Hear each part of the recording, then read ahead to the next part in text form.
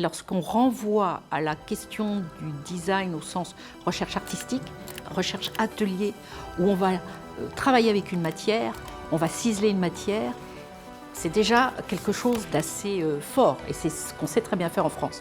Mais de l'appliquer au monde automobile, c'est-à-dire dans un contexte industriel, là, ça devient très compliqué.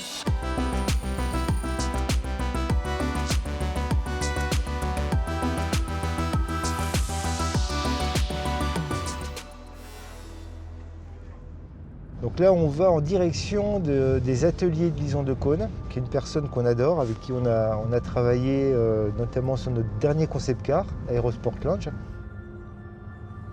Et en fait, on a travaillé avec Lison sur pas mal d'éléments de finition en fait, du concept car. Toute la planche de bord du concept, le dos des sièges, en parqueterie de paille. Mais ça n'a jamais été utilisé dans l'automobile.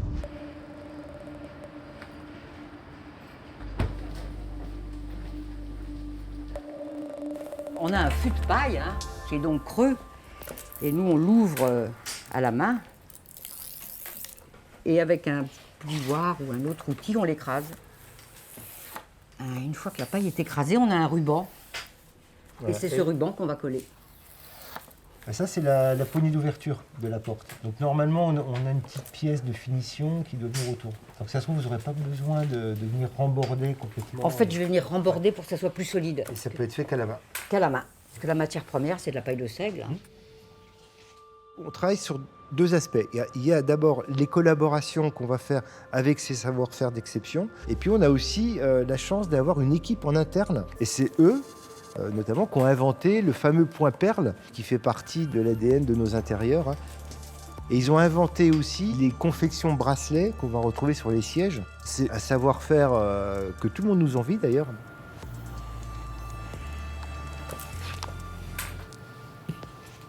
J'ai créé en fait sur une seule partie de cuir 2 coutures spécifiques avec des coutures en périphérie.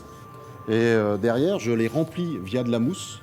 Et une fois qu'ils sont remplis, je fais des piqûres décoratives. C'est pour ça qu'on n'a pas le même rendu longitudinal et horizontal. Une fois qu'on a trouvé la solution, on l'a proposé à nos fournisseurs. Bon, le premier fournisseur nous a répondu non. Trop nouveau, du moins il ne savait pas faire en fait. Et à l'époque, une société qui venait d'arriver sur la France s'était dit nous on va vous aider, on va le mettre en place. Ça a été très créatif. On est sorti un peu de notre zone de confort. Donc le fantasme qu'on peut tous caresser un jour, c'est qu'un jour, quand on pense luxe et français, qu'on pense à nous, ADS. Donc c'est vraiment ça l'objet, c'est de réussir à incarner ce savoir-faire français dans l'automobile.